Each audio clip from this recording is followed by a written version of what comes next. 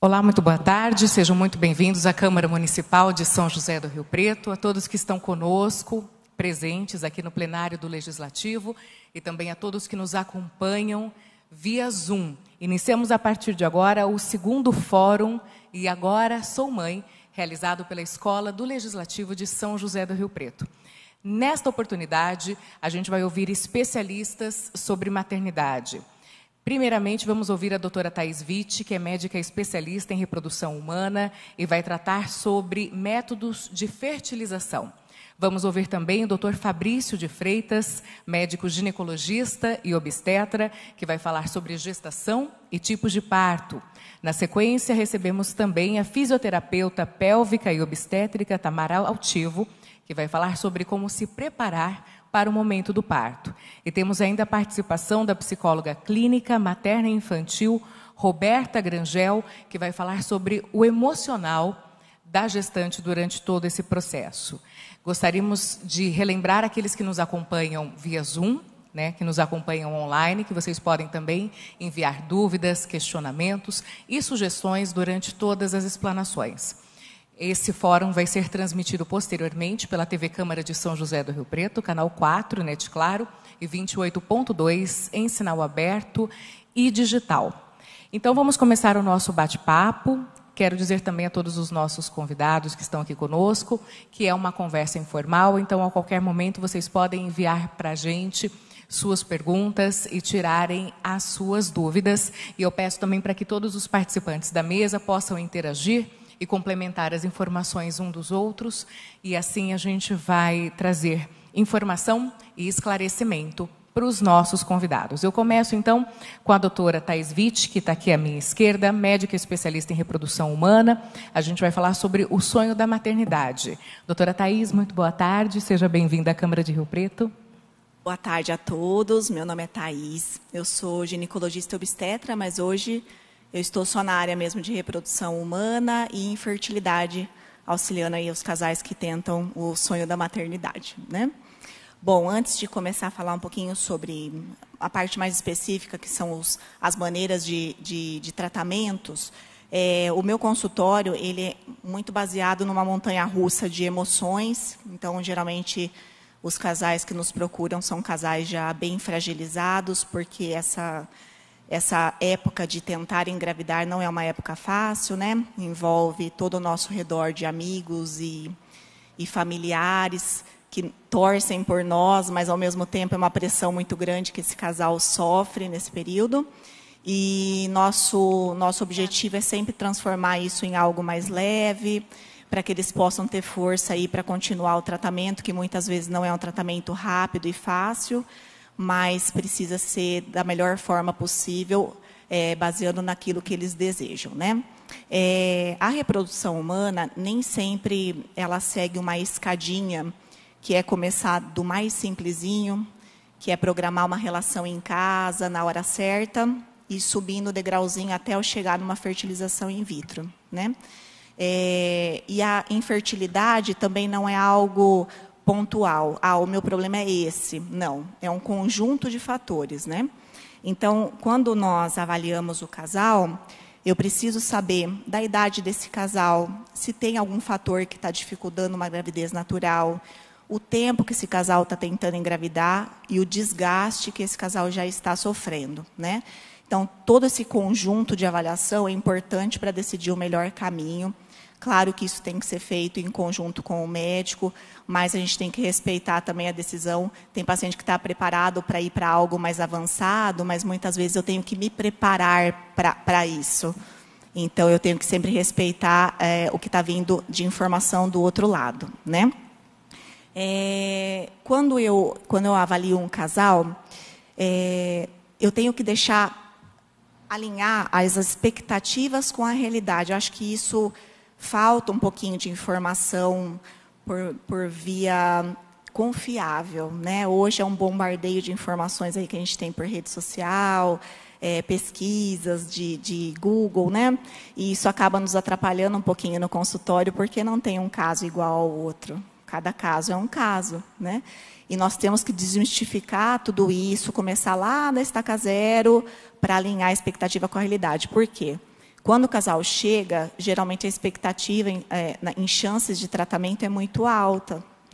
E muitas vezes eu vou ter que lidar com chances baixas e com uma insistência para o sucesso, ou até mudar o plano para, por exemplo, um óvulo doado, né? Só que olha o passo enorme, né? O casal chega no consultório achando que vai lidar com 90% de sucesso, porque afinal é um tratamento mais avançado, mais específico, tecnologia, mas nem sempre é a realidade, né? Para não gerar um sofrimento, é importante nessa consulta, nessa primeira consulta, que geralmente demora 1 hora e meia, nós alinharmos com o que o casal está lidando, mesmo num tratamento avançado. Isso é muito difícil, mas é melhor eu conhecer essa situação nesse começo, para me preparar para isso, do que eu entrar num tratamento achando que vai ser tudo muito simples, e aí eu vou lá em cima, né, minha expectativa lá em cima, e aí descubro a realidade. E isso é muito sofrido, e é mais um trauma que esse casal vai carregar, e vai ser mais difícil depois retomar com força para um próximo tratamento. Então, acho que isso, assim, mais do que o tratamento, isso para mim é o mais importante, né? Ter força e confiança e expectativas corretas do tratamento. Aí, ok, quando nós mostramos todos os caminhos, então a gente vai começar esse caminho, o que mostra a minha chance? Para vocês terem uma ideia, pessoal, não sei se vocês têm uma ideia em relação a isso. A chance da gravidez natural no auge da fertilidade, isso eu digo assim, uma adolescente, antes dos 30 anos, até antes dos 30 anos, que é o nosso auge, não tem nada, nenhum problema de saúde, o parceiro não tem nada.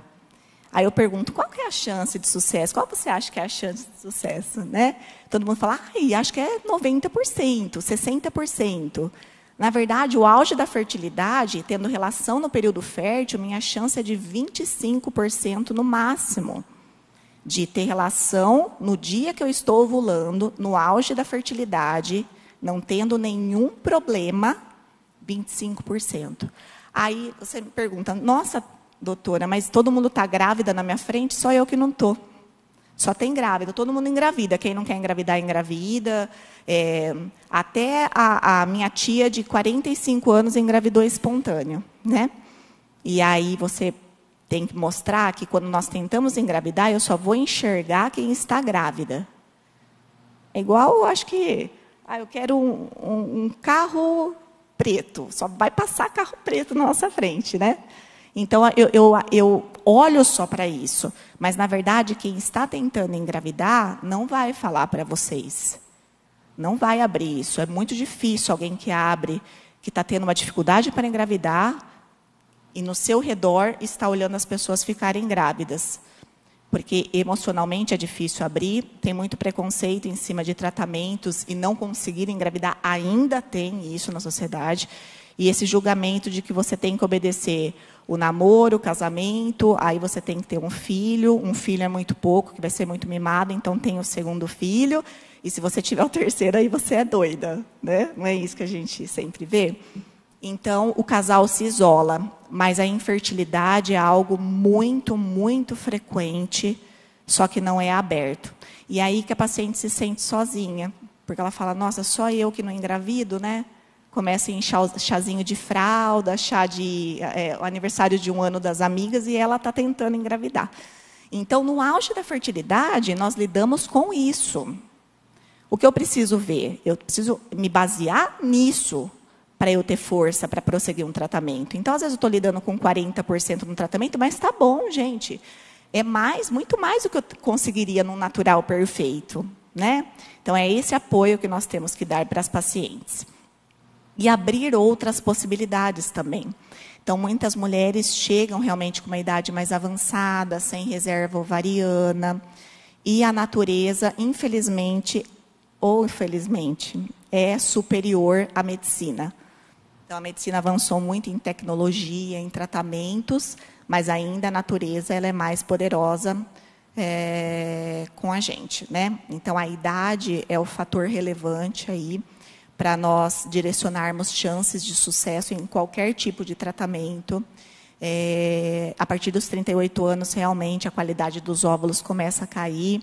Então, nós estamos assim, mudou a nossa vida, né? A nossa saúde hoje, aos 40, 45 anos, pode ser perfeita, mas, infelizmente, a parte reprodutiva, ela acaba tendo uma queda de qualidade a partir dos 38 anos de idade, né?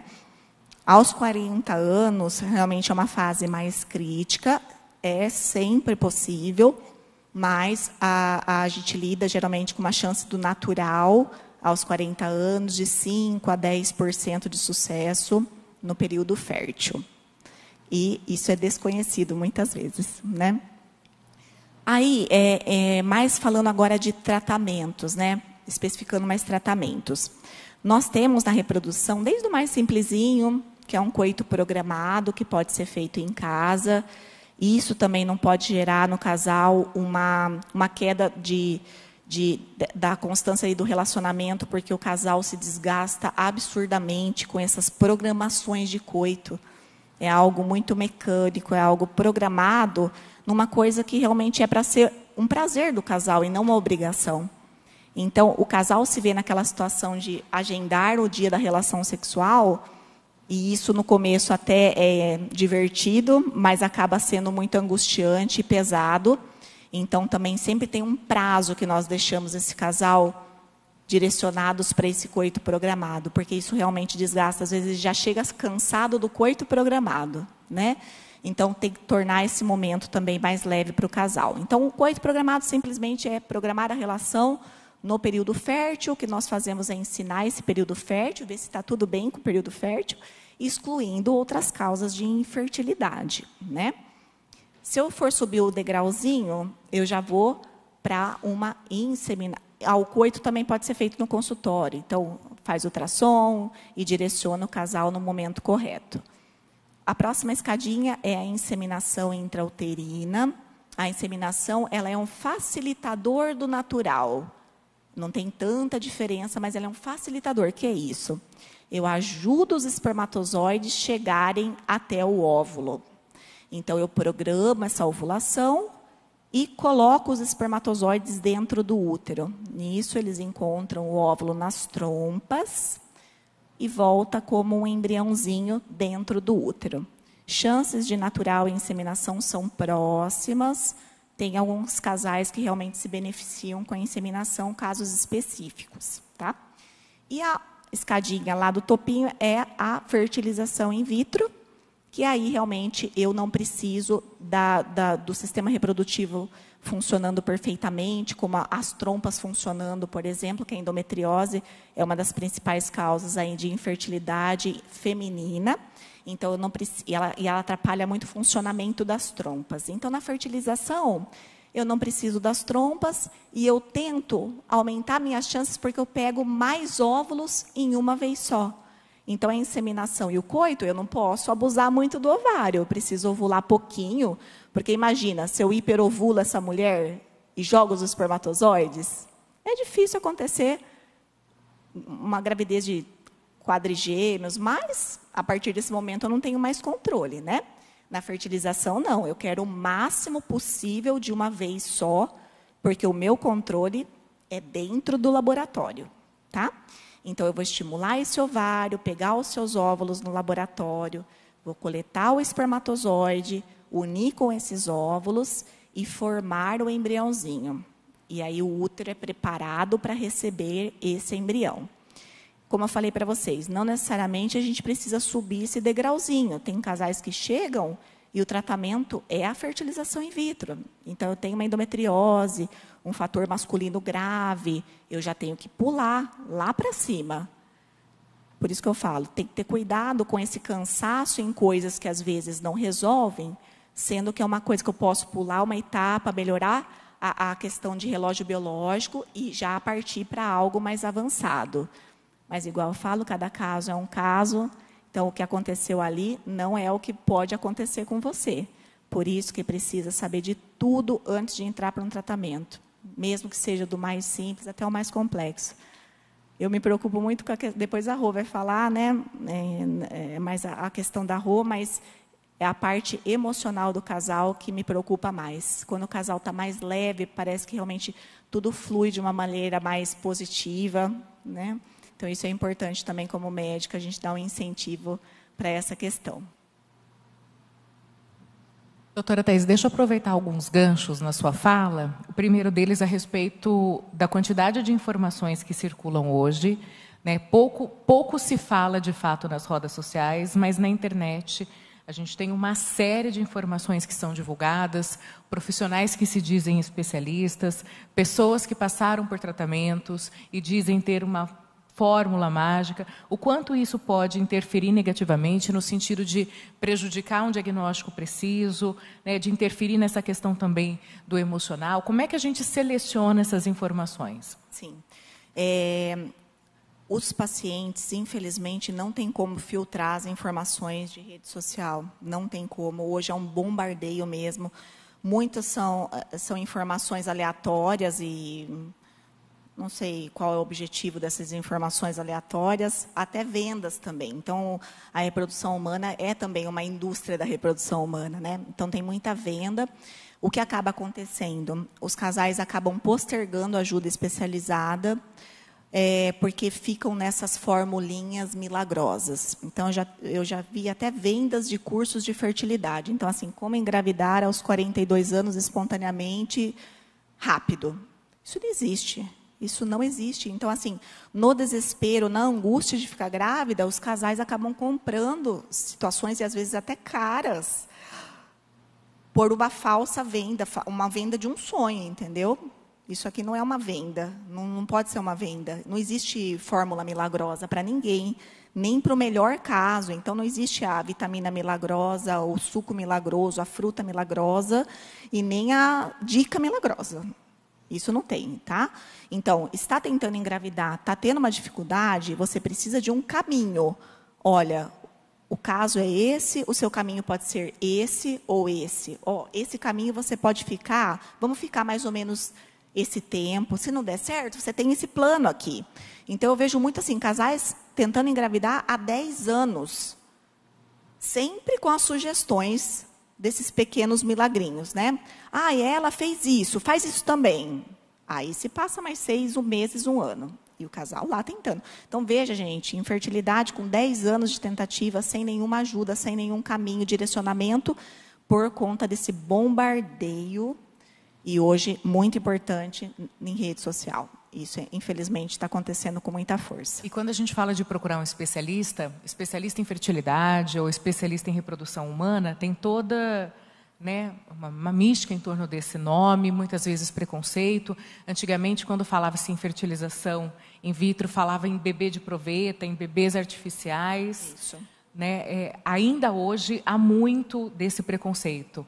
A senhora acha que isso decorre em função de uma sociedade predominantemente religiosa? Isso é fruto só de desinformação mesmo? Por que esse preconceito ainda é tão forte, mesmo em 2023? Isso, eu acho que envolve também base religiosa, educação mesmo, que traz da família toda essa carga de não é um bebê normal, não vai ser um bebê normal, porque é feito em laboratório. Já ouvi isso dos meus filhos, que são de fertilização in vitro também, né? E aí eu digo para a paciente, se os meus filhos forem um pecado, uma química feita em laboratório, né? Então, vamos repensar o que é a vida, né? Mas é difícil desmistificar isso no consultório, porque isso tem é bem enraizado, às vezes. Mas eu acho que com jeito, e você abrindo esse casal para outras alternativas, mas precisa ter palavras corretas, porque qualquer palavra também pode machucar ainda mais, e aí eu travo realmente qualquer tipo de situação que possa ajudá-los a engravidar. A senhora falou aí de casais que às vezes ficam 10 anos tentando. Existe um tempo mínimo de tentativas? A partir desse marcador, um especialista deve ser procurado? Sim. Na verdade, toda mulher e o homem deveria fazer uma base, né? A mulher com a sua rotina ginecológica e informar para o ginecologista, porque às vezes o ginecologista ele consegue captar algumas informações importantes para guiar esse casal mais rapidamente para um especialista, né? E todo homem, um espermograma para dar uma avaliada, né? É um examezinho que mostra tanta coisa para a gente, 40% dos casos tem fator masculino envolvido. Então, sempre a mulher é a culpada, né? Sempre a mulher tem que fazer tudo antes e depois o homem vai. Então, esse básico, todo mundo deveria fazer até mesmo antes de engravidar. Agora, para os casais que já estão tentando, 6 meses tentando engravidar, a partir dos 38 anos, já é hora de procurar uma ajuda. Essa ajuda, a gente não que vai precisar intervir, por exemplo, vai para tratamento já. Não, é uma ajuda para ter um direcionamento, para ter uma investigação mais aprofundada. Exames específicos. Exames específicos e um direcionamento para o casal, ele ter um caminho, né? E abaixo de 38 anos, depende muito de cada caso, mas a gente fala 1 ano. Eu, particularmente, gosto 35 anos, o nosso cortezinho, tá? 35 anos, 6 meses, tentando engravidar, acima de 35 já procura. Abaixo de 35, 1 ano desse prazo tentando engravidar espontâneo. E antigamente a gente falava de tratamentos também de fertilidade como algo muito distante, uma realidade muito cara, ainda continua tendo, né, um investimento, precisando de um investimento financeiro, mas esse valor, com o tempo, ele está se tornando um pouco mais acessível a mais camadas da população. Exato. Ainda é uma tecnologia mais cara, porque todo o material é importado, de cultivo de embrião, cultivo de óvulo, a medicação, só que realmente está muito mais acessível do que no passado, e no passado era muito menos efetiva o tratamento, né? Eu acho que ter um filho também envolve uma programação do casal. Mesmo na preservação de fertilidade, eu quero congelar o meu óvulo. É uma programação de vida, um planejamento do casal, né? Então, como todo planejamento, envolve uma questão também que o casal tem que se planejar financeiramente. Mas planejado, tudo é possível e é acessível agora, muito mais do que há uns 5 anos, 7 anos atrás. Bom, eu vou, antes de passar a palavra para o Dr. Fabrício, aproveitar, a gente falou aqui a todo momento a questão do emocional, sobre como o emocional dessa mãe, do casal, influenciam nesse processo, como essas informações desencontradas da internet acabam prejudicando e aumentando a ansiedade. Então, a gente tem uma especialista aqui que pode nos ajudar. Nem todo casal com dificuldades para engravidar procura ajuda especializada no sentido de terapia, psicoterapia, apoio emocional. O quão importante é também ter um profissional desse segmento auxiliando o casal nessa jornada. Olá, boa tarde. Penso que é extremamente importante porque, como a doutora Thaís colocou, muitas vezes a ansiedade, o desejo de que a coisa aconteça, a ideia da frustração, a cobrança, e além da questão do tabu religioso e o tabu a falta de conhecimento, penso que também existe um tabu, vamos pensar da virilidade, né? Porque vamos pensar, os homens geralmente são os últimos a fazer o exame, né? Então também já passa por aí. Alguns se negam, né? Também se negam a fazer o exame. Então eu penso, se o casal se dispõe, se a mulher se dispõe a fazer um tratamento, isso ajuda muito a lidar com esses fatores. Por que eu quero engravidar? Por que eu quero um filho? O que isso representa? Lidar com essa ansiedade, com essa cobrança, fica mais leve, fica menos pesado. Então, quando tanto o casal quanto, né, a mulher se propõe a pensar isso numa psicoterapia, com esse olhar sobre esses fatores, torna esse processo menos pesado, né, mais leve, sendo mais possível olhar também com menos preconceito. Inclusive diminuir as crenças limitantes, né? Porque muitas mulheres acreditam que é só uma questão de dom, né, de um benefício divino, e a partir do momento que encontra uma dificuldade, acha que isso não é para ela, né, não é algo que ela deva viver. Então, essa crença limitante também é trabalhada em consultório. Sim, com certeza, né? Essas crenças limitantes, essa ideia, né, de que ela não é digna, e às vezes essa crença limitante, muitas vezes ela não está consciente, né? A mulher, ela não consegue, ela não externaliza isso propriamente dito, ou às vezes fica no pensamento, ou às vezes ela nem pensou propriamente dito, mas existem certos fatores, vários fatores que ficam limitando. Então é importante também desmistificar. E fazendo um parêntese, a gente está falando sobre ansiedade, expectativa. Na prática, doutora Thaís, essa ansiedade ela torna tudo mais pesado e angustiante, mas na prática interfere nos resultados de tratamento? A minha impressão dentro do consultório é que os casais mais unidos, que estão firmes mesmo, apoiando um ao outro, eles fluem melhor. Tudo flui com mais tranquilidade e desenrola mais facilmente, né? Então, aquele casal que não se nega mesmo a compreender qual são as suas chances, ou o casal desunido, as coisas realmente travam um pouquinho e é mais difícil acontecer. Essa é uma impressão que eu tenho. É mais difícil persistir também. Sim. Perfeito. E aí eu vou conversar agora com o doutor Fabrício, porque quando essa gestante chega, vamos falar dos dois casos, né? Tanto da gestante que se programou, que às vezes atravessou essa jornada de anos tentando, e aí chega no seu consultório com o sonho de fato acontecendo, como também com aquela mulher que teve uma gestação espontânea. Gostaria que o senhor falasse a respeito dos dois casos. Vamos aproveitar o gancho dos tratamentos de fertilidade para falar da gestante que chega com o sonho concretizado e agora enfrenta uma segunda jornada que vai exigir dela outros conhecimentos, outras informações, que também é influenciada pelos conteúdos de internet. Como é que é esse primeiro contato e o início desse processo com o profissional da obstetrícia? Boa tarde. Boa tarde, Thaís. Boa tarde a todos que estão presentes, quem está acompanhando a gente pelo Zoom. Eu quero agradecer primeiro o convite de participar aqui desse evento, para a gente poder conversar um pouco mais, esclarecer um pouco mais sobre essas dúvidas do processo gestacional. Agradecer à Câmara, que acolhe o nosso evento aqui hoje também, que deixou disponível esse espaço para a gente.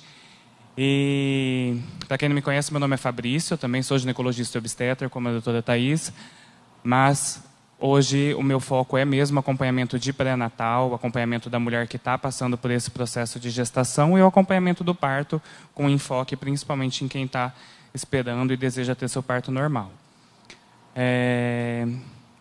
Você acabou de citar esses perfis de mulheres que chegam, né? E a Thaís acabou de falar dessa mulher que passou por um processo que às vezes exigiu um pouco mais de trabalho ou teve uma certa dificuldade.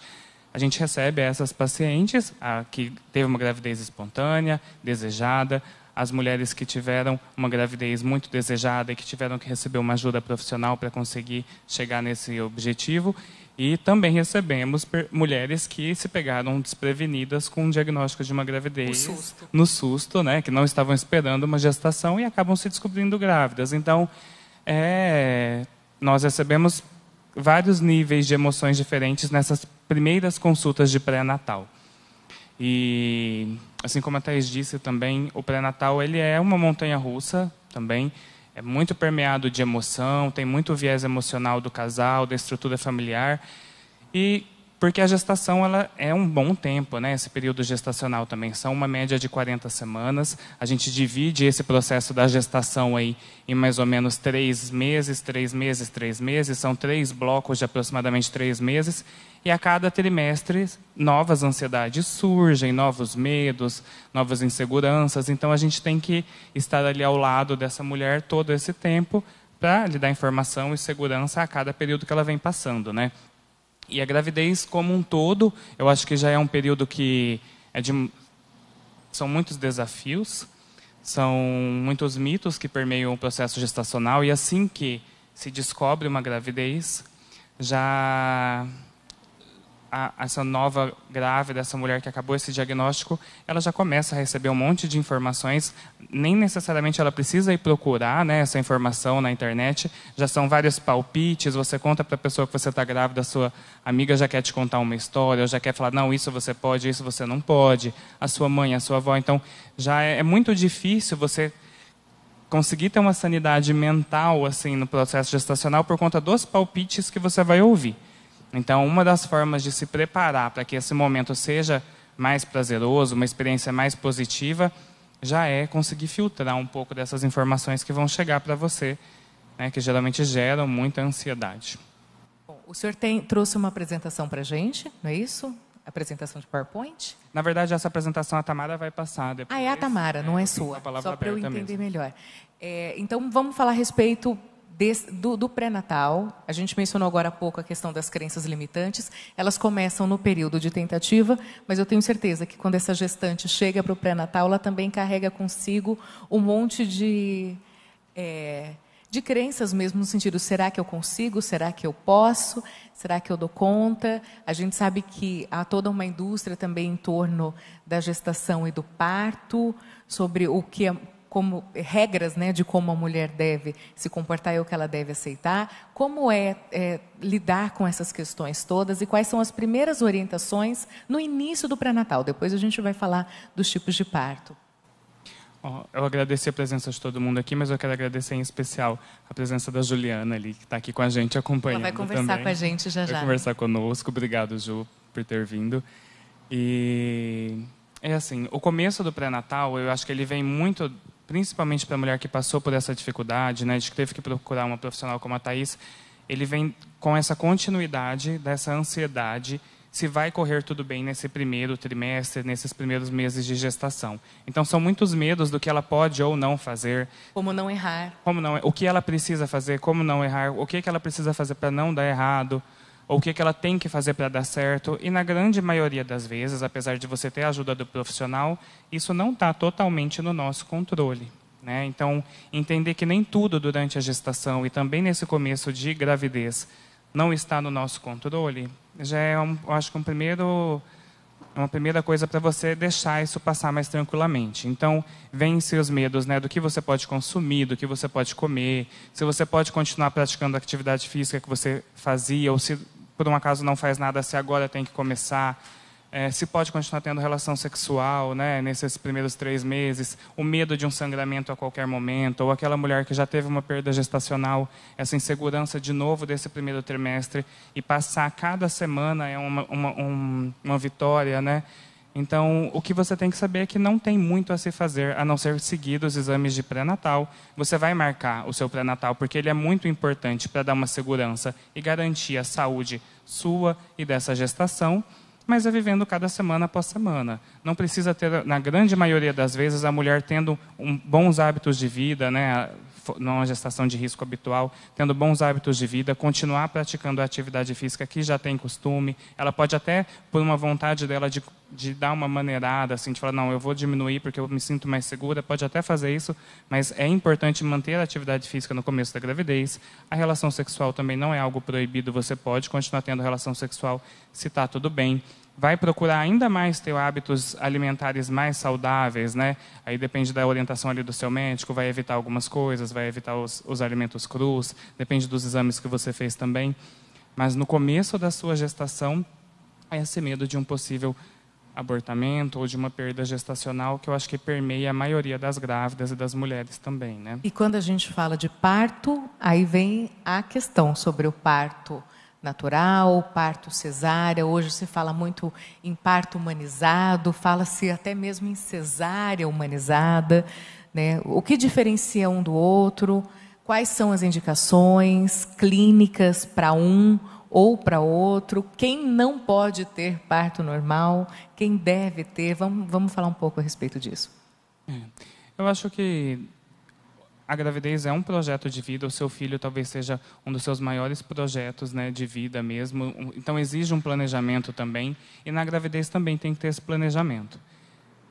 Pensar sempre em dar o melhor para o seu filho já começa desde agora. Desde o processo de antes de engravidar, quando você está se preparando. Então, não é só quando o seu filho está lá, né, você vai escolher o colégio do seu filho, ou onde ele vai prestar vestibular, escolher a faculdade do seu filho. Agora, nesse período em que está tudo se formando, inclusive o cérebro do seu bebê está se formando, é onde você tem que pensar em dar o melhor para essa criança já na condição intraútero, já com ele aí dentro. Então, o que você pode fazer durante o seu pré-natal, ou pensando em até mesmo na escolha do tipo de parto, pensando no melhor desenvolvimento para a sua criança, você tem que fazer. Hoje, a gente vive num país extremamente cesarista, é o segundo no mundo em número de cesáreas, e a gente sabe que até por uma recomendação da Organização Mundial de Saúde, esse número precisa baixar e está bem longe de chegar num valor ideal, por uma questão cultural também e financeira. Nós temos que acreditar, primeiramente, que a grande maioria das mulheres pode ter o seu parto normal, pode entrar em trabalho de parto, e poucas delas vão ter realmente uma indicação precisa de cesárea, absoluta de cesárea. Então, a nossa luta, quem trabalha com parto normal, quem trabalha com esse novo rótulo que é do parto humanizado mesmo, a nossa luta nem é para que todas as mulheres tenham parto normal. A gente quer que as mulheres não sejam, né, enganadas durante esse período gestacional e durante o seu pré-natal, elas consigam tirar essas dúvidas e recebam informações realmente verdadeiras para que essa mulher consiga continuar segura a ter seu parto normal no final e essa insegurança ou medo ou alguma informação errada dada por algum profissional faça com que ela escolha uma cesárea por medo ou porque acha que realmente precisa. São poucas as indicações absolutas de cesárea, e a maioria delas vão acontecer no final da gestação ou só lá no momento que ela já entrou em trabalho de parto. Então, é interessante que a gente dê informação de confiança, baseada em evidência científica, durante o pré-natal, para que ela possa continuar e tenha uma boa assistência também durante o pré-natal. As indicações... O parto normal, a gente sabe que traz inúmeros benefícios para a mulher e para o bebê. Diminui-se a chance de você precisar passar por uma cesárea, que é uma cirurgia de médio porte, é uma cirurgia importante. Apesar de ser comum na nossa prática diária, é uma cirurgia, envolve riscos também. Então, se você não precisar passar por ela na sua gravidez, está tudo bem, é mais interessante para você não se expor a esses riscos. Vamos fazer um parêntese só, desculpa te interromper, mas sobre esses riscos. Já que é uma cirurgia com riscos significativos, quais são eles? Infecção hospitalar, o que mais? Os riscos já inerentes à grande maioria das cirurgias, né, que são sangramento mesmo na cirurgia, infecção do sítio cirúrgico, infecção ali dos pontos, lesão de algum órgão, né, às vezes o útero é ali colado com outros órgãos, então pode ter algum tipo de lesão de órgão também. Então esses são os riscos ali para aquela cirurgia em si. Até mesmo para o bebê, os riscos, né, que principalmente se é uma cesárea, que não aconteceu quando você entrou em trabalho de parto, às vezes você agenda uma cesárea, aquele bebê não está no momento certo de nascer, você antecipa alguns dias ou até semanas, né, antes do nascimento, e esse bebê pode ter dificuldade respiratória, aumenta as chances desse bebê permanecer numa UTI neonatal, diminui a chance de desenvolvimento dele também neurológico, porque às vezes nessas últimas semanas dentro do útero ele teria assim, um boom de crescimento neurológico. Então, para o bebê também tem riscos. A cesárea não é, né, algo que a gente precisa evitar a todo custo, inclusive a cesárea, junto com todo o avanço da medicina, é uma tecnologia que surgiu para salvar vidas. Então, a gente sabe que em alguns casos ela é muito útil e vai salvar a vida da mãe e vai salvar a vida do bebê. Mas quando não se precisa passar por esses riscos, é muito melhor, até porque a gente sabe que a cada cesárea vai aumentando as chances de você ter algum problema e aumentando as chances de diagnósticos que colocam a sua gestação como de um risco aumentado. Então, se você tem uma cesárea, depois quer ter 4 filhos, 3 filhos, uma mulher que a cada gestação precisa passar por uma cesárea, está se expondo a riscos cada vez maiores em cada cirurgia dessa também. Então, a gente não precisa demonizar a cesárea, mas precisa entender todas as complicações que ela pode trazer. E, por isso, como o senhor pontuou, tem que ter uma autonomia de decisão, né? A mulher tem que estar ciente de todo esse contexto. Quando a paciente chega no seu consultório, qual é o medo dela com relação ao parto normal? É a dor? São complicações? É perder esse bebê? Quais são os medos dessa mãe? A maioria das mulheres, elas chegam com essa, se eu vou conseguir, né? E elas, já na primeira consulta, a gente conversa bastante nessa primeira consulta, já falando sobre o parto, mesmo se ela está de 1 mês, 2 meses de gestação, já conversamos sobre isso, porque elas chegam com essa vontade, ainda um pouco oprimidas pela sociedade, e usando palavras como, não, eu quero tentar, não, mas não quero a qualquer custo, não, mas eu falei para minha mãe que eu vou tentar. Então já tem essa ansiedade, esse medo se vai conseguir. É a primeira coisa que eu já falo para ela, tirar essa palavra, o tentar. Isso é claro, comigo também. Eu penso a mesma coisa. Nós vamos, está lá com você, você vai entrar em trabalho de parto, e se precisar, a gente vai usar esse recurso que é muito válido, que é a cesárea. Então não pensa que é algo inalcançável, inatingível, porque nós temos que acreditar que toda a nossa civilização veio de mulheres que pariram de parto normal, e que a grande maioria das mulheres vai conseguir engravidar naturalmente, gerar esse bebê de uma forma natural aí dentro da barriga, e o final desse processo fisiológico é o parir. Algumas vão precisar de alguma ajuda, outras não vão precisar de ajuda nenhuma e outras vão precisar de uma cesárea. Então, a primeira coisa é já estabelecer essa confiança para a mulher de que sim, ela pode e, na grande maioria das vezes, ela vai conseguir, porque esse é um processo fisiológico e natural. Independentemente do corpo, do peso, da estatura, da idade? Existem esses estigmas, né? Que a mulher negra pare assim, a mulher branca pare assim, que a gorda pare assim, a magra não consegue, a alta assim, a mulher que é pequena não tem condições de parir. Então, existem muitos, né, desses estigmas, mas a gente sabe que todas essas mulheres têm potencial para terem seus filhos de parto normal, principalmente, eu estou falando de uma gestação de risco habitual, de uma gestação que está tudo bem, né? Existem indicações precisas, mas a grande maioria das mulheres vai conseguir, e ela não pode ser bombardeada com informações que a façam desistir.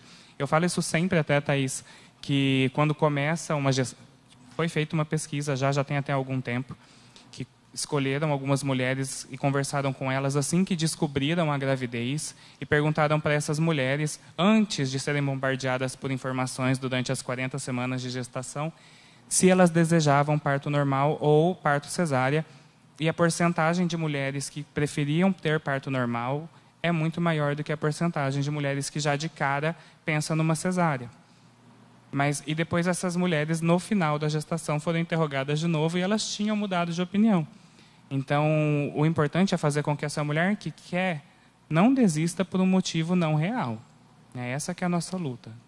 E nesse caso, deixo eu recorrer a Roberta novamente, o trabalho de uma psicóloga também pode colaborar, não é? Dando esse suporte, diminuindo a ansiedade, ajudando a desfazer essas crenças limitantes e até ajudando a lidar com os familiares, porque às vezes, de fato, as opiniões, sugestões, palpites chegam, nem sempre mal intencionados, na maior parte das vezes bem intencionados, mas essa gestante também vai ter que saber escolher as palavras e escolher suas batalhas, né?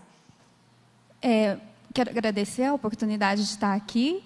E penso que sim, o tratamento e o acompanhamento psicológico, porque, vamos pensar, um dos medos do parto normal vem muito com o medo do desconhecido, porque dá a impressão que é quase como fosse um cenário meio que de morte, né? Então, assim, poder desmistificar esses medos, tanto o medo do desconhecido, quanto da ideia, né? Essa sensação, essa ideia que fica quase no inconsciente coletivo, uma coisa como de uma morte, né? Através ali do parto normal. E muito, assim, eu vejo as pessoas, assim, por exemplo, da época dos meus pais, há um tempo atrás, por isso que talvez se fale muito, que vai falar para os pais, eu vou tentar. Porque ficou muito também aquela ideia de que a cesárea ia salvar vidas, né?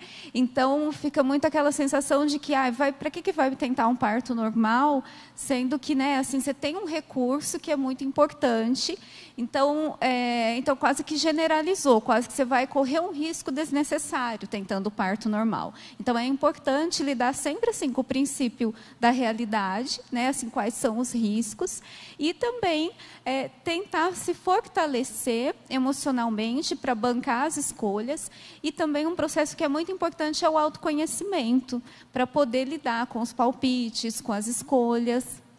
Eu teria uma pergunta, pensando aí a questão do parto normal e da inseminação artificial, do tratamento. A maioria dos casos eu vejo que são cesáreas, né? Existe um fator de indicação ou não? Vou começar com a doutora Thaís, depois eu repasso para o doutor Fabrício. A fertilização in vitro é uma indicação de cesárea? Não, de forma alguma. A partir do momento que ocorre a gravidez, segue a critério obstétrico. Então, não é por ter sido fertilização, a não ser que realmente ela tenha uma indicação obstétrica para isso. Mas por ter sido fertilização, não. E aí a gente volta àquele conceito que a gente estava comentando, né, doutor, sobre o processo mecânico aí na escolha dos óvulos, do espermatozoide, ele termina quando esse óvulo é transferido para o útero e, a partir daí, o processo natural decorre normalmente como numa gestação espontânea. Esse bebê não vai ser um bebê artificial. O coraçãozinho que bateu, as células que vão se desenvolver, é um bebê como qualquer outro. Então, por isso, o acompanhamento do obstetra vai levar em consideração o transcorrer da gestação, né? E não como essa gestação, de fato, se iniciou. Eu recebo, inclusive, pacientes que passaram pelos cuidados da Thaís, depois chegam comigo, inclusive depois tem seus partos também lá conosco, né? Então não é realmente uma indicação só por ter feito um processo que foi um pouco diferente do fisiológico no início, não coloca ela numa condição diferente no final. Você falou desse preparo emocional, e eu acho que isso é tão importante, ou muitas vezes até mais importante que um preparo físico para parto normal, né? A Tamara vai falar aqui também do preparo para o parto, até pensando numa questão mais física, mas o preparo emocional dessa mulher, né, de segurança, de informação, de confiança na equipe, é muito importante, não só para a mulher, mas o papel do acompanhante é fundamental em todo o processo da gravidez, né, para ser apoio, alicerce para essa mulher e principalmente no momento do parto. A Juliana vai poder falar também aí como foi maravilhoso o acompanhante dela, mas ter um acompanhante presente, também munido de informações para te ajudar a passar melhor por esse processo gestacional e estar ali junto contigo no parto, te dando força, te encorajando, é muito importante. E muitas vezes é interessante até que o acompanhante procure ajuda profissional, né, para se preparar também durante. Participe das consultas de pré-natal, participe dos cursos, né, igual nós fazemos lá na clínica, os cursos de educação perinatal, como se preparar para o parto, o processo de pós-parto, de amamentação. Então, preparar o acompanhante também é muito importante, assim como preparar a mãe. E eu acho que é válido também a gente destacar nessa função do acompanhante, nem sempre é um companheiro. A gente, por uma construção social, deduz que é um pai, mas pode ser uma companheira, não é? Às vezes não tem, de fato, não, a pessoa não é uma gestante que está num relacionamento estável, às vezes ela está gestante, vai ser uma gestante solo, e assim por diante. Então, o acompanhamento citado pode ser uma mãe, pode ser o pai, pode ser a noiva, pode ser a esposa. Enfim, qualquer uma dessas pessoas precisa participar desse processo. Como não deixar quem vai nos acompanhar de fora desse contexto, né? Como aproximar? É frequentar junto as consultas no obstetra, é participar ativamente dos exercícios de fisioterapia pélvica. Como aproximar esse acompanhante da gestante? Eu acho que começa junto com o profissional, na participação, na parte técnica também, né? Então, participar das consultas, levar o máximo que você conseguir, mostrar conteúdos para ele. Então, a gente tem conteúdos que não são totalmente aproveitáveis na internet, mas a gente tem muita conteúdo bom, né? Chamar ele para assistir aquele filme que fala de parto normal, mostrar fotos de parto. Aliás, é um filme bastante divulgado, vamos aproveitar para reforçar o convite. É um documentário, não é isso? É, o que a gente sempre recomenda, né? Mas é muito importante para entender esse processo da gravidez, esse sistema que rege o sistema de parto hoje no país, a indústria da cesárea. É um documentário que são divididos em 3 episódios, que é o Renascimento do Parto. Hoje todo mundo tem, né, serviços de streaming. Serviços de streaming, tem acesso. Então a gente tem eles disponíveis no mais comum dos serviços mesmo, que é o Renascimento do Parto, que são 3 episódios que falam sobre isso. Aqui a gente pode falar, está na Netflix. Não sabia se Aqui a gente pode falar, está na Netflix, é só pesquisar. E aí chamar a família, pode chamar o pai, a mãe, o acompanhante, quem é que vai participar dessa jornada de alguma forma para assistir. E está presente nas consultas mesmo. Vai fazer um ultrassom, gera um vínculo muito grande esse momento. Estar no exame. Né? A mulher, ela já se vê grávida, assim que pega o positivo, ela já se torna mãe imediatamente, né, Thaís? O pai tem uma demora, às vezes, nessa assimilação, né? Às vezes é quando começa a aparecer a barriga, que ele começa a realmente identificar que tem uma gravidez. Alguns é somente quando nasce o bebê. Tem pessoas que até mesmo quando nasce o bebê demora alguns dias, tanto pai como mãe, para poder identificar aquele ser ali como seu filho mesmo, né? A Roberta sabe melhor do que eu, mas o pai tem essa dificuldade, então chamar ele para participar é interessante. Sobre o que chamam hoje de cesárea humanizada, existe uma cesárea humanizada ou é uma expressão também mercadológica? Não concordo, Thaís. É muito comum, é muito um produto a ser vendido. É um produto. É um produto, sim, né? E o que é o termo humanizado? Que começou há um certo tempo a ser usado com mais frequência e hoje a gente consegue fazer vários exames humanizados, endoscopias humanizadas, colonoscopias humanizadas. Então, hoje tem tudo, pode ser humanizado. Não é que é um humano, eu estou lidando com humanos, eu sou um humano, o atendimento é humanizado. Mas a gente poderia trocar essa palavra do humanizado por uma palavra como o respeitoso, por exemplo, né? Então, humanizado é não enganar a mulher, deixá-la fazer com que o corpo dessa mulher agir de forma fisiológica, respeitar as decisões da mulher, dar autonomia para que essa mulher escolha junto com você sobre o corpo dela. Isso é humanizado. Fazer uma cesárea agendada não é humanizado, pensando no processo fisiológico, no respeito a esse processo e pensando no respeito ao bebê que está ali e não é o momento dele. Então, você pode fazer uma cesárea de uma maneira respeitosa, né?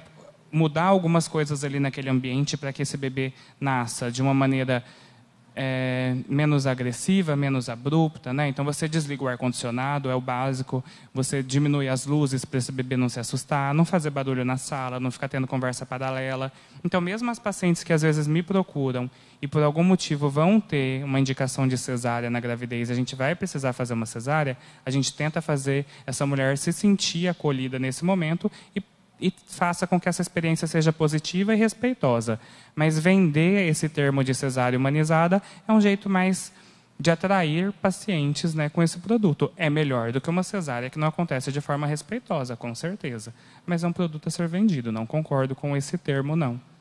Vou aproveitar para chamar a Tamara para a nossa conversa, porque ela está aqui do lado concordando. Tamara, pela sua experiência, pelas gestantes que você atende, a gente vai explicar já qual que é o seu trabalho como fisioterapeuta. O Dr. Fabrício pontuou que é importante ter esse cuidado com o físico, com o corpo, né, de preparar o corpo dessa gestante, mas a sua linha de pensamento segue mais ou menos a opinião do Dr. Fabrício com relação a respeitar o momento do bebê nascer? Boa tarde, obrigada pelo convite. Eu concordo plenamente, tanto que o Brasil é o país que mais faz cesárea, né? Eu acompanho gestante assim do mundo todo. E os outros países é comum, né, a mulher querer o parto normal. Na realidade, quando uma brasileira ela vai para fora do país, ela até se espanta. Por quê? Porque é totalmente diferente, né? Às vezes a mulher passa por três consultas durante todo o pré-natal com a parteira, porque eles entendem que a gestação e o parto é um processo fisiológico e normal da mulher. Então, não vem como uma doença. Então, as mulheres, às vezes, elas até espantam, né, porque é menos consulta, é menos exames, mas porque eles entendem que é natural.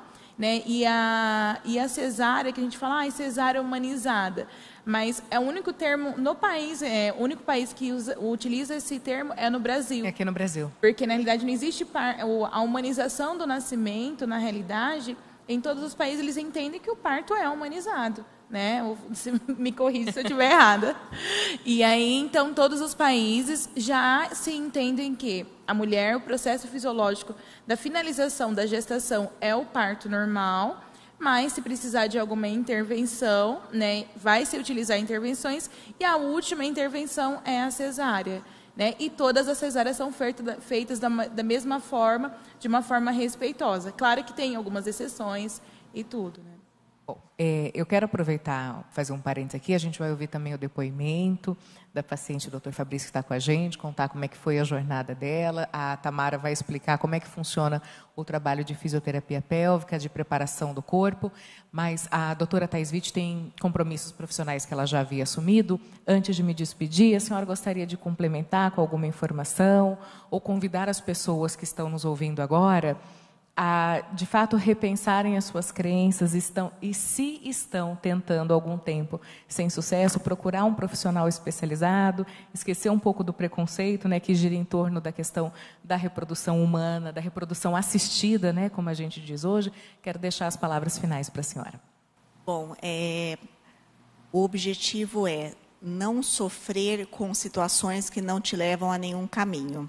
Então, evitar esse desgaste realmente de vendas, propagandas e troca de informações de um não especialista. Igual eu falo, apesar de muitas pessoas quererem ajudar, mas essa ajuda pode atrapalhar no caso da infertilidade, né?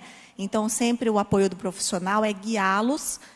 Não precisa ter medo do profissional que vai, vai já me indicar um tratamento. Não, é para te guiar um caminho.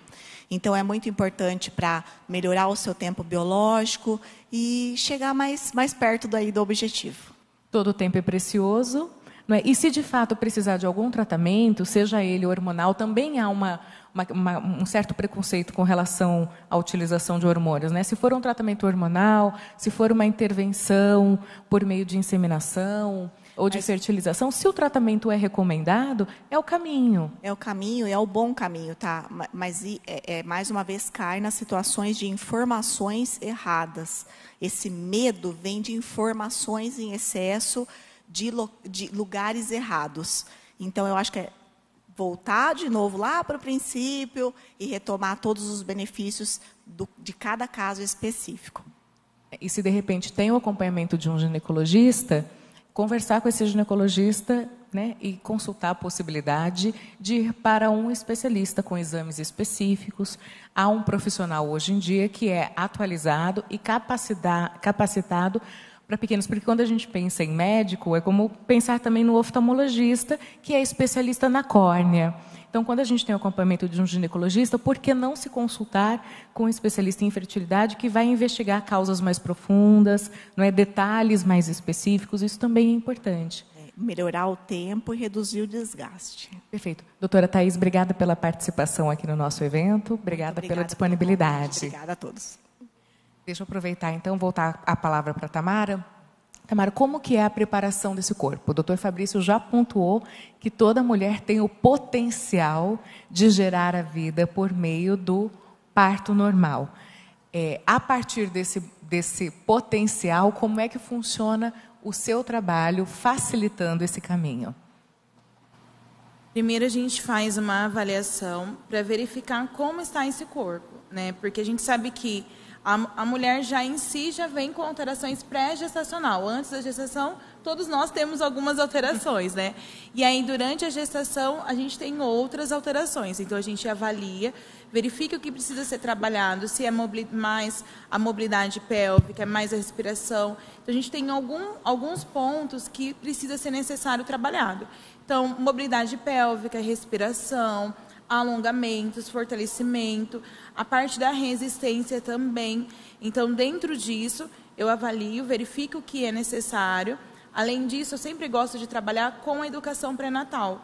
Por quê? Porque não adianta a mulher preparar, como o doutor Fabrício falou, preparar o corpo, sendo que emocionalmente ou de informações essa mulher não sabe. Ou culturalmente ela não está preparada. Sim, tanto porque a gente vem com uma estigma de o parto vai ser dolorido, né, e vai ser sofredor. E a gente sempre orienta que dor não é sofrimento, porque a gente sofre na vida sem ter passado por dor. Mas é porque isso também está nos filmes, nas novelas. O parto é sempre um caos, né, de mulher gritando, de todo mundo desesperado. Sim. Aí o que eu sempre oriento é o quê? Não ficar baseado em filmes e nisso. Né? Baseie-se em quê? Sempre, principalmente, procure profissionais que realmente são especializados nessa área.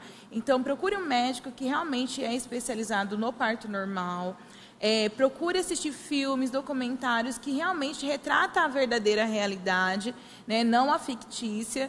E realmente assim, se blindar também de informações. Por quê? Porque às vezes vem muita informação de fora.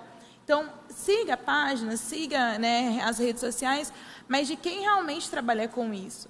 E dentro da fisioterapia a gente trabalha com a mulher e com um parceiro também, né, orientando eles, então orientando o que eles podem fazer no momento do trabalho de parto, né, como é essa força que todo mundo às vezes acha que é se matar, né, então tem uma força que é melhor, né, que a gente orienta ali a mulher, como que é esse momento do expulsivo, quais os métodos que ela pode fazer para melhorar a dor, porque muitas vezes, e até mesmo para a evolução do parto, né, porque se a mulher às vezes ela tem um quadril mais travado, não que ela não vai ter o parto normal, mas ela vai ter uma maior dificuldade às vezes na evolução do parto, ou até mesmo da dor. Então, existem alguns recursos que a gente faz durante a gestação e até mesmo durante o parto para ajudar na evolução do parto, para que esse parto tenha menos intervenção, para que esse parto seja o mais natural possível, né, para que a mulher ela consiga o desejado parto com menos, mais respeitoso, da forma mais respeitosa e que ela se sinta empoderada. E conhecendo cada etapa também, ela deixa de se assustar com o próximo passo. Sim. A educação pré-natal é muito importante. Então, por isso que eu gosto de trabalhar sempre o exercícios com orientações. E é claro, se ela precisa, por exemplo, de um acompanhamento psicológico, eu acompanho, direciono para psicóloga. Se precisa de um acompanhamento, né, às vezes mesmo que ela esteja com a doula, ela pode fazer o acompanhamento também, porque ela vai receber orientações um pouco mais diferentes, né, específico para aquilo que ela pode fazer, né, e o que ela pode fazer para contribuir ali de fisiológico, né, de físico, né. Vamos ouvir, então, o depoimento de uma mãe. A gente está aqui com a Juliana Arco, paciente do Dr. Fabrício. Juliana, conta para a gente como é que foi a sua jornada. Seu bebê está aqui? Está aqui. Quanto tempo tem? Como é que foi o seu processo, a sua decisão de ser mãe, engravidar, optar pela forma de parto? Vamos tentar resumir um pouquinho da sua história. Olá, boa tarde a todos. Meu bebê está com 4 meses, ele faz sexta-feira, dia 19. Bom, meu processo de engravidar foi um processo fácil, tá, eu diria. Estou aí com meus 29 anos, já fazia meus exames, então eu me preparei para isso. E meu processo de engravidar, como que ocorreu? Tá? Eu tenho um histórico de vaginismo antes de engravidar. Então, eu já fazia fisioterapia pélvica, já fiz tratamento psicológico para entender um pouco o processo. E eu falo que é muito engraçado, né, quando a gente se vê mãe, o tanto que a vida muda com o positivo. Que assim que eu descobri que eu estava grávida, eu mudei totalmente minha cabeça, porque eu falava, por conta do vaginismo, que eu não via outra possibilidade a não ser a cesárea, porque onde já se viu eu fazer vários tratamentos referentes ao vaginismo e pensar num parto normal. Assim foi. Assim que eu recebi o positivo, eu comecei a estudar. A primeira coisa que eu fiz foi estudar. Falei, gente, o que eu posso fazer de melhor para o meu filho ou para mim? Porque o parto normal, por ser fisiológico, ele não é só bom para o meu filho, mas sim para mim também. Para minha família, para minha disposição depois para cuidar dele. E assim eu fiz. Fui ver o renascimento do parto, fui atrás da fisioterapia pélvica para continuar. E junto com o meu parceiro, a primeira coisa que eu fiz foi, eu falava, nossa, eu tenho tanto receio do parto normal. E a primeira coisa que ele falou para mim é, o que você acha que é melhor? O que você se sente segura? Aí eu falei, o que eu queria mesmo é o parto normal, mas será que eu vou conseguir? E ele falou, não, se é isso que você quer, vamos ir atrás. E sempre eu puxava ele. Então, todas as consultas eu levava ele, na fisioterapia pélvica. Então, eu inseri ele no universo, que ele começou a entender realmente o que era o bebê, o que era a gravidez e o que era o parto em si. E eu falo que é muito engraçado.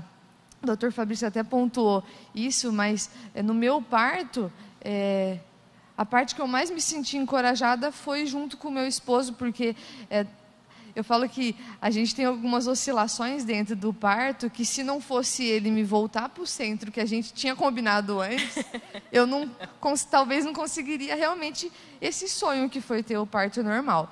A gente não pode, eu não gosto muito de romantizar, mas eu gosto de ver de uma visão positiva. Eu não gosto de pegar o fator negativo da gestação ou do parto ou da dor. Porque eu falo que muitas vezes a gente acaba desencorajando as outras mulheres para isso. Eu acho que a gente está aqui para encorajar. Porque hoje, depois do meu parto normal, o que eu falo para vocês a dor sim é relativa. A gente sente dor? Sim.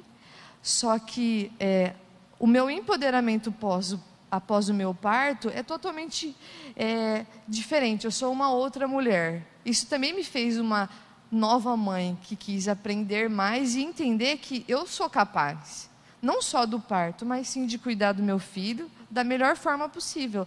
E a gente muitas vezes se compara isso na internet, né? A doutora Thaís estava falando isso, e a gente se compara o tempo todo da gestação.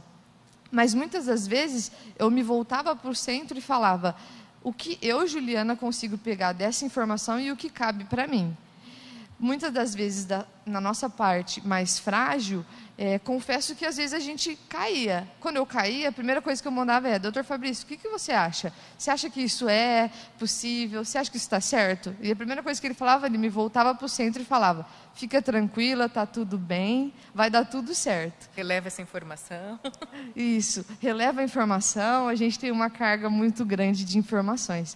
Mas o que eu mais vejo quanto parto normal para mim, ainda mais no episódio que eu falava assim, era impossível eu ter meu parto normal por conta do vaginismo, é que hoje eu entendi que assim, vaginismo é fichinha, gente, vamos lá, vamos colocar a nossa, como fala, nossa capa mágica e vamos para cima, entendeu? Que vai dar certo, sempre dá certo. Eu acho que o principal é a gente se voltar para quem a gente gosta, para os nossos familiares, para a nossa rede de apoio e começar realmente a se nutrir de informações que são válidas e verdadeiras. Então, é isso que eu mais vejo. E referente ao processo do maternar, eu acho que eu ainda estou muito no início para falar com exatidão, né? Ou com perfeição, que eu acho que... Você acha que o parto normal te ajudou a ingressar nesse puerpério, a atravessar os primeiros dias? Qual que é a sua percepção? Eu acho que, assim, após o parto, eu me senti mais inteira para começar esse processo. Teve esse fator emocional bem forte. Sim. Essa preparação emocional é muito importante, porque eu vi muitas amigas, conhecidas próximas, que eram um pouco frustradas por isso e o puerpério delas foi um pouco mais intenso. Eu falo que todas as mulheres passam por isso. A amamentação é um desafio muito grande no primeiro mês, né, com o bebê. E eu vejo assim que a gente se fortalecer psicologicamente nos dá um maternar um pouco mais leve. E junto com a nossa rede de apoio, sempre. Que eu falo que assim, não abro mão hoje das pessoas que eu tenho ao redor, que faz com que o meu maternar seja muito mais fácil. Tá? Eu vou até aproveitar e pedir a opinião do Dr. Fabrício, porque o senhor já pontuou a respeito da maturidade do sistema imunológico do bebê, respiratório, né, toda a parte cerebral. E nessa questão da mãe, no puerpério, o parto normal também colabora com esses primeiros dias dessa mãe, dessa nova mãe e desse bebê? Primeiro porque, por não ser uma cirurgia, não há uma recuperação cirúrgica, né, um pós-operatório. Entrar em trabalho de parto, né, os hormônios que são liberados durante o trabalho de parto e o parto final vão ajudar, inclusive, a essa amamentação acontecer de uma forma mais fácil, esse leite descer mais fácil. Então, quem tem parto normal, aumenta as chances de conseguir amamentar o seu bebê também nesses primeiros meses, por você já se sentir mais capaz. Primeiro porque não tem uma limitação física, não tem aquela dor de ficar sentada ali 1 hora segurando o bebê. Às vezes a gente fala da dor do parto e esquece de falar da dor do pós-cesárea. Então, a mulher tem mais conforto, consegue cuidar melhor do seu bebê, o leite desce mais rápido por conta dos hormônios do parto, então aumenta muito as chances dessa mulher conseguir amamentar também o seu bebê e dar ainda mais saúde, que é o leite materno, para ele nesse pós-parto normal. Isso fisiologicamente. E aí, Roberta, emocionalmente, ela pontuou bem como ela virou essa chavinha e como ela se sentiu forte, capaz, como essa transformação emocional foi muito consistente para ela. Você fala o quanto é possível acontecer isso com o parto? É isso. Ela disse que para ela funcionou dessa forma. A partir do parto normal, ela se sentiu mais forte, mais confiante, mais capaz para cuidar dessa vida. A gente sabe que não é uma regra, não funciona, a mesma chavinha não funciona para todas as mulheres, mas, de fato, pode ser um divisor de águas. Atravessar um momento como esse pode tornar essa mulher mais empoderada para ser uma mãe mais presente? Sim, eu titubeei um pouco em responder, porque a gente sabe que nesse processo de gestar e parir, há um plus emocional, né? Então, vamos pensar assim, é como essa mesa. Então, vamos pensar assim, que é como se a gente colocasse um peso em cima dessa mesa. Então, toda mulher, ela vive um processo de vulnerabilidade emocional. Não que ela vá adoecer psicologicamente, mas é um processo de vulnerabilidade. Mas, a gente sabe que os hormônios, a condição. E, por exemplo, eu penso, né, não conheço a sua história, mas eu entendo que, por perceber que ela podia acreditar na capacidade dela de ter o parto, de parir, isso facilitou muito, né, que ela se empoderasse, que ela se apropriasse. Então, é muito comum, sim, que muitas mulheres, quando elas conseguem se apropriar de si, do seu próprio corpo, elas têm um empoderamento e uma virada de chave. Né? Então, assim, isso pode acontecer porque elas percebem que, assim, elas não precisam ouvir o que o médico tal ou a médica tal falaram, mas elas podem ouvir aquilo que os médicos, que realmente ela confia, lhe aconselharam e acompanharam ao longo ali da jornada da gestação. E, Juliana, como é que foi lidar com as pessoas que, de alguma forma, se houve essas pessoas na sua vida que, de certa forma, tentaram te desencorajar? Como é que foi lidar? Como é que foi escolher as palavras? Né? A gente também tem essa questão de se posicionar, mas de não desagradar tanto. Você teve esse dilema? Sempre eles me perguntavam, você vai querer parto normal, cesárea? Eu falava, parto normal. Eles falavam, você é doida. Era a primeira coisa que me falavam. E, não, mas você vai dar conta, você é forte, isso é para pessoas fortes. E hoje eu vejo que não é que eu sou forte, é que eu preciso confiar mais em mim, preciso confiar mais nas pessoas que estão comigo e o que eu posso fazer com isso tudo, entendeu? Então não é questão assim, eu sou mais forte do que quem fez cesárea. Não é uma competição entre mães. Não, com certeza que não. E sim, eu falo que assim, para mim é a minha verdade, então eu vivo com ela e me sinto forte por isso. Tá? Mas não que isso me faça superior a alguém, tá? E falando dessa... Por gentileza, Roberta. É só interessante o que você falou, que justamente é um processo de ressignificação.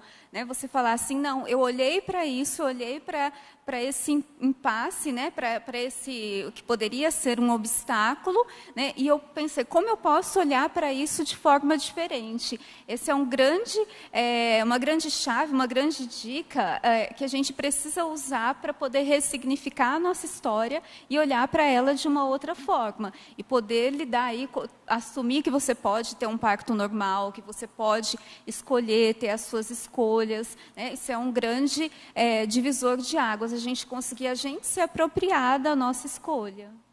A Tamara comentou há poucos minutos a questão da diferença da fisioterapeuta, da doula. Você citou a parteira, né, que era mais popular antes. Vamos falar a respeito das diferenças e como cada uma delas atua nesse processo, Tamara?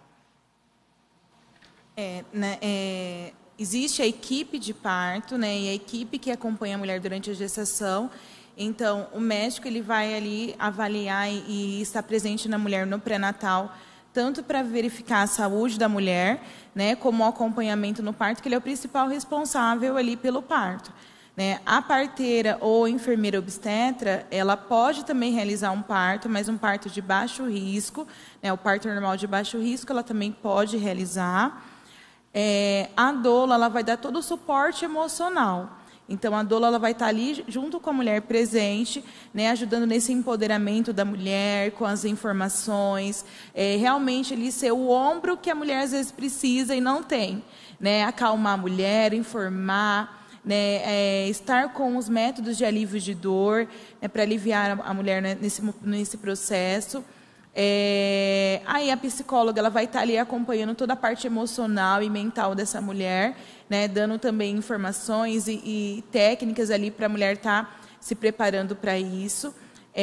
Eu, como fisioterapeuta, atuo tanto na preparação do corpo e orientações, como também no parto, ajudando também nesse processo para que o processo seja mais leve, com menos dor, que seja um processo que tenha menos intervenção, ajudando ali com técnicas que vai elaborar e agilizar o processo de dilatação, o processo de descida do bebê, o processo de saída do bebê, porque muitas vezes a gente sabe que no parto existem algumas alterações, por exemplo, uma parada de progressão, um aciclitismo, que às vezes a criança ela muda um pouquinho a posição da cabeça.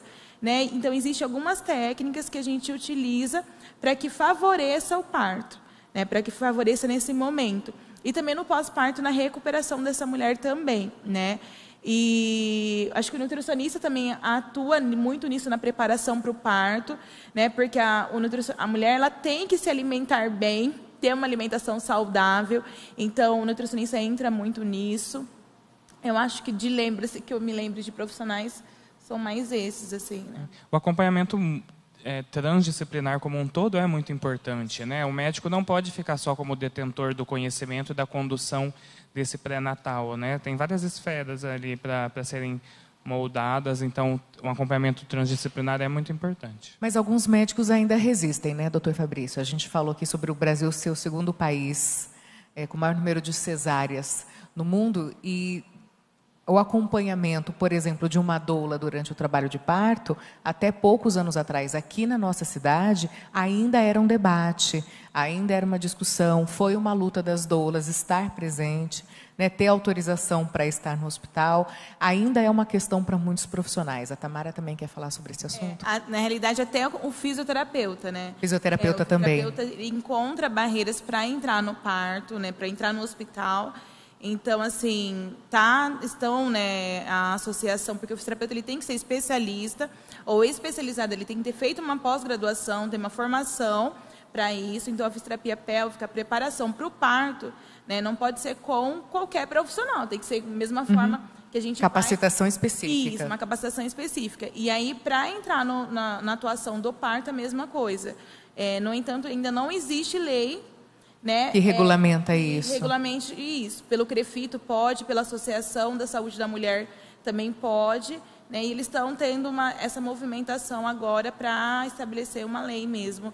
Na verdade, em alguns estados já tem uma lei, né, em alguns hospitais é mais fácil e outros mais complicado. Mais uma discussão que a gente precisa trazer para o município, né?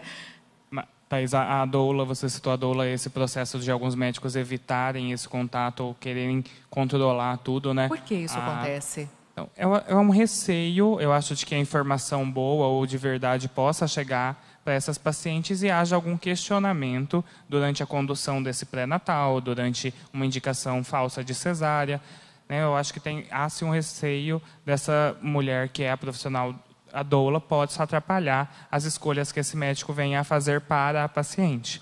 A Juliana teve uma doula durante o trabalho de parto dela, a Roberta também, coincidentemente a mesma doula, as duas foram muito bem assistidas. A Roberta, inclusive, foi assistida quase que totalmente pela doula durante o seu trabalho de parto, né? Durante o seu parto, né, Roberta?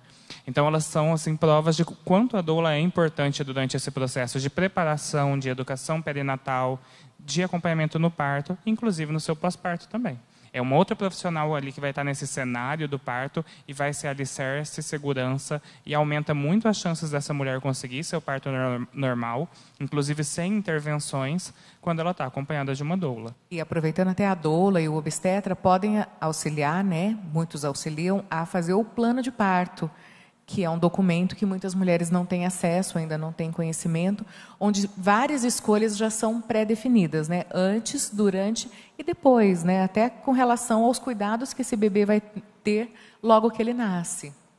O plano de parto é um documento que deveria ser redigido pela paciente. Existem alguns modelos já na internet, ou às vezes a própria equipe ou a doula fornece para essa mulher, para dar um norte para ela, porque muitas não vão conhecer totalmente esse cenário do parto, mas ele deve ser redigido pela paciente com as escolhas dela. Não, eu quero o meu parto dessa maneira, eu aceito por uma cesárea se for uma indicação real, eu quero que o ambiente esteja calmo, eu não quero uma intervenção se necessária, eu não quero uma episiotomia, eu não quero... Então, isso traz força, essa mulher já vem colocando esses assuntos aqui na pauta durante a gestação, discutindo com a doula, para quando chegar lá no hospital, às vezes vai ter com o médico do plantão, ela já conseguir deixar por escrito que fala, eu não quero uma episiotomia, ou eu quero uma cesárea somente se realmente precisar. Para quem está nos acompanhando e não sabe o que é episiotomia, é o famoso PIC. O PIC é o que comumente se chamava de PIC na hora do parto, que hoje a gente sabe que é um procedimento sem evidência científica, que vai, né, destruir o períneo dessa mulher sem uma necessidade. A gente sabe que não aumenta não melhora o tempo de trabalho de parto, não faz com que esse bebê nasça melhor, e essa mulher pode ter uma experiência ruim, dolorosa, também durante o parto e pós-parto. Então, o plano de parto é uma maneira dela se defender de uma possível violência obstétrica também, e uma maneira dela conseguir com que esse parto seja mais parecido com o que ela imaginou, com o que ela sonhou. Entender as expectativas. As suas expectativas foram todas alcançadas, Juliana? Você pode dizer isso? Com relação tanto da equipe como sobre o seu desempenho mesmo? Eu falo que o conhecimento liberta, né? E assim quando eu comecei a estudar e escolher os profissionais, eu falava para eles, eu falava com a minha doula, que é a Thalita, falei com o Fabrício, falei com a enfermeira obstétrica, que é a Paty. Eu falava sempre para eles, eu falava, de olho fechado, eu estou bem assistida. Então, o que a gente conversar e precisar ser feito, eu sei que vai ser feito da forma mais respeitosa para mim e o melhor para mim e para o meu bebê. Então, minha expectativa, sim, foi muito positiva. E eu falo para todo mundo, meu próximo bebê, com certeza, vai ser o mesmo caminho. Agora, Fabrício, gostaria de uma orientação, porque às vezes alguém está nos acompanhando pelo Zoom, pode ter essa dúvida. A gente está falando de uma equipe integrada, de profissionais altamente capacitados, mas a gente sabe que essa é uma bolha também muito específica. Muitas mulheres não têm acesso a todos esses profissionais, faz o pré-natal pelo SUS, de repente vai ser atendida no momento do parto, aos primeiros sinais, por um profissional que não acompanhou essa gestação. Quais são as suas sugestões ou recomendações para essa mulher que não tem o acesso financeiro a toda essa equipe integrada? Como é que essa experiência do parto pode ser melhor para essa mulher? Ainda essa experiência tão positiva que a gente está falando acontece na maioria das vezes ainda de uma forma meio elitista por conseguir ter acesso a tudo isso, né? Algumas mulheres não vão conseguir pagar essa equipe, não vão conseguir fazer uma fisioterapia pélvica durante todo o tempo, uma terapia durante o período da gestação, né? Contratar, às vezes, e ser internada no hospital que ela deseja. Então, ela vai ter que seguir o que é oferecido para ela. Eu acredito que a melhor forma de conseguir passar bem por isso, né? Às vezes é uma consulta de pré-natal de 10 minutos com o médico do postinho que está sobrecarregado, às vezes vai chegar no dia do plantão, vai ser o médico que não é o médico que você gostaria que fosse, você vai conhecer ele na hora, é se munir de informação. Buscar informação, e aí vem essa ferramenta que é poderosa, é perigosa também, mas muito poderosa, que é buscar na internet ou nas redes sociais assuntos para serem discutidos, né? Você não precisa pegar e colocar aquela informação como realidade, mas você pode discutir com outras pessoas. Eu acho que a informação é muito importante, construir esse plano de parto, mesmo que você não tenha uma doula, é muito importante para você já ir tendo conhecimento do que pode acontecer. E se você tem acesso a uma doula, não consigo contratar a equipe toda de parto, não vou conseguir internar no hospital que eu gostaria, mas quero ter a companhia de uma pessoa que vai me guiar, vai ser um norte para mim, essa profissional é uma doula. Então, eu acho que fica um pouco mais acessível. Então, se conseguir ter uma doula para acompanhar a sua gestação e o parto, já ajuda bastante nesse processo. Mas muita informação, acho que a informação é a chave para a gestante. É se debruçar e estudar mesmo. Estudar. E a mesma coisa pelo lado emocional. Nem todo mundo consegue ter o recurso, consegue ter acesso a uma boa psicóloga, a um profissional desse segmento. Como que essa gestante pode fortalecer o seu autoconhecimento, né, fortalecer aí a sua autoestima para se assegurar, garantir que os seus desejos vão ser cumpridos e, de repente, se sentir menos vulnerável nesse processo? Penso que uma das possibilidades seria talvez um pré-natal psicológico em grupo, ou algum grupo de gestantes que seja em grupo, e aí essa gestante poderia estar num serviço que não seja individualizado, e aí com isso, né, o custo, ele de fato, ele diminui. Penso que buscar, né, do ponto de vista assim, práticas que ajudem a ter uma qualidade de vida melhor. Então, por exemplo, a alimentação que seja a mais adequada e possível dentro da sua realidade, ter menos cobrança, ter mais leveza, buscar assim se escutar mais, porque é muito comum que a gente, tanto no pré-natal como no pós-parto, que a mulher ela escuta muito o outro, né? Muitas vezes é em função de uma vulnerabilidade emocional, mas procurar seguir a sua própria, né, aquilo que ela mesma está intuindo, não no sentido assim, né, como se fosse um misticismo, mas não, poder perceber o que faz sentido para mim. Quando a gente começa a se escutar, se perceber, perceber o próprio corpo, fortalecer-se de relações mais saudáveis, né, buscar redes de apoio possíveis, né, também são coisas que fortalecem muito emocionalmente. E lembrando que a rede de apoio nem sempre é a família. A gente tem também esse estigma de que a rede de apoio, às vezes, muitas pessoas não contam com pai, com mãe, com uma família presente na mesma cidade. Às vezes, rede de apoio é uma outra gestante, é uma mulher que já passou por isso, mas é encontrar alguém com quem você possa compartilhar sua história, possa dividir suas vulnerabilidades e, a partir daí, se fortalecer. Rede de apoio, né, não é sinônimo de família. Isso, não necessariamente, mas lógico que se essa mulher conseguir ter uma outra pessoa que a acompanhe, que esteja presente, pode ser uma amiga, pode ser uma outra gestante, uma mulher que teve filho recentemente, uma mãe, né, que possa ali compartilhar momentos com ela, até depois, quando a criança está um pouco maior, fazer trocas, né, num determinado momento eu cuido ali do meu e do seu filho, num outro momento, né, faz essa troca, essa parceria também é fundamental, buscar as redes de apoio possíveis. A gente sabe que muitas vezes a gente acaba recorrendo a redes de apoio que também são pagas, né, no sentido de escolinhas, de profissionais, mas a gente precisa de um apoio afetivo. Então, se não for um familiar, mas que seja alguém que você possa partilhar a sua experiência. Encontrar o acolhimento que essa mulher Isso. precisa. Tamara, você tem... Juliana, por favor, pode falar.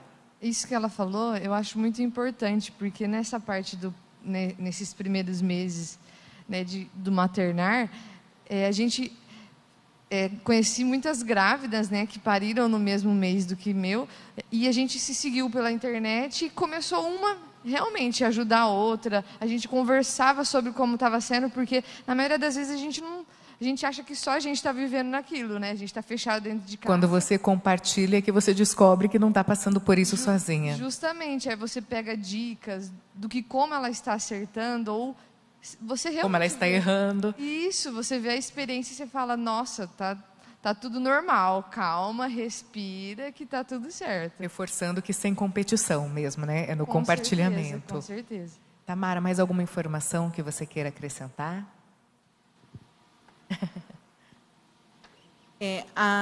Eu acredito que nesse processo, né, na questão da preparação, é muito importante a mulher se brindar, né, buscar informação mais importante e, além de buscar informação, ter esse apoio. Né, eu trabalho bastante com um grupo de apoio, eu coordenava um projeto social e agora hoje, junto com uma psicóloga e uma consultoria em aleitamento materno, a gente tem um grupo gratuito. Então, quem se interessar é só procurar lá no Instagram. Né, a gente tem um grupo gratuito onde a gente se encontra online uma vez por mês. E toda semana a gente coloca áudios, assim, mini podcast de informações no grupo. Porque a gente vê que muitas vezes a informação hoje está liberada em todo lugar. No entanto, a gente tem que fazer uma peneira, né? Peneirar essas informações. Então, é muito importante isso, peneirar as informações, realmente ver informações de profissionais capacitados, se preparar, principalmente da informação fisicamente, né, emocionalmente, mentalmente ali também, porque muitas vezes a mulher ela vem com uma bagagem emocional, né, e a gente sabe que o parto ele é fisiológico e as nossas emoções, né, influenciam no nosso corpo. E a gente vê isso muito nítido até nos exercícios. Né? A gente às vezes vê uma mulher que está mais ansiosa, que às vezes ela tem uma dificuldade de respiração, às vezes dores por questão emocional. Então, a gente vai trabalhar isso, né, desses desbloqueios físicos. Às vezes, de acontecer da mulher chorar no meio da sessão, a hora que você consegue melhorar algo, a mulher chora, às vezes fala algo. Por quê? Porque, às vezes, era algo emocional que estava travando o físico. Então, é muito importante isso. E, ressaltando uma coisa que a Juliana falou, né, sobre a questão do vaginismo. Inclusive, hoje eu também estou atendendo uma paciente que ela teve vaginismo, a gente tratou o vaginismo e agora, depois de um ano, ela voltou grávida.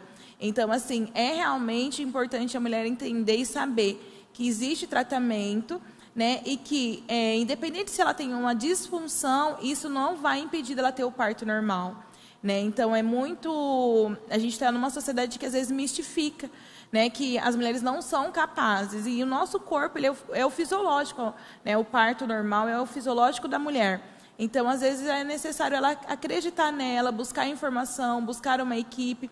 E aí, uma coisa muito importante é que a mulher, pelo SUS, ela consegue ter o parto normal, né? Então, às vezes a mulher acha assim, eu só vou conseguir o parto normal só porque se eu contratar uma equipe. Não, ela vai conseguir se ela buscar informação e se poderá e realmente conhecer o seu corpo e saber como pode ocorrer, né? Então, é isso. Perfeito. Doutor Fabrício, as considerações finais para empoderar essas mulheres que ainda estão pensando se o parto normal é de fato a melhor via para si mesmo, para esse bebê.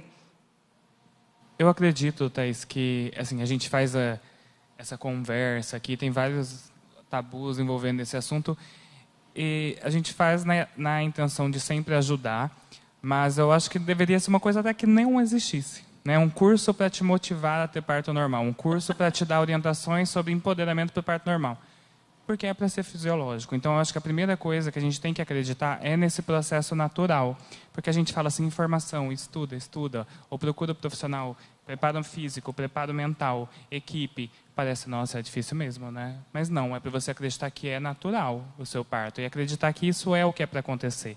O desvio disso que não é natural. Então, a gente tem que acreditar, primeiro, nesse processo. Acreditar no fisiológico, acreditar que é para acontecer e acreditar que você vai conseguir. Eu acho que essa é a primeira visão, que é o que você falou, que é o empoderamento e de confiança, que vai dar certo. Esse é o básico para tudo dar certo. Então, confie no processo, vai dar certo, acredite em você, acredite no seu corpo, e se você precisar, vai ter profissionais ali que vão te ajudar. E se ficou com qualquer dúvida, os profissionais todos que estão conosco aqui nessa roda de conversa postam seus conteúdos nas redes sociais. São conteúdos que seguramente são de fontes confiáveis, né? Tem todo um critério técnico envolvido, então basta procurá-los. Se alguém tiver algum questionamento também das pessoas que estão conosco aqui presencialmente, os profissionais vão continuar conosco aqui no plenário da Câmara para poder estabelecer qualquer conversa com vocês. Quero agradecer nominalmente cada um pela presença, pelas informações, esclarecimentos que vocês trouxeram. Agradecer quem esteve com a gente aqui no plenário e também quem participou via Zoom. Lembrando que esse bate-papo vai ao ar também pela TV Câmara, que é o canal do Legislativo. Muito obrigada mais uma vez a todos vocês e uma ótima tarde.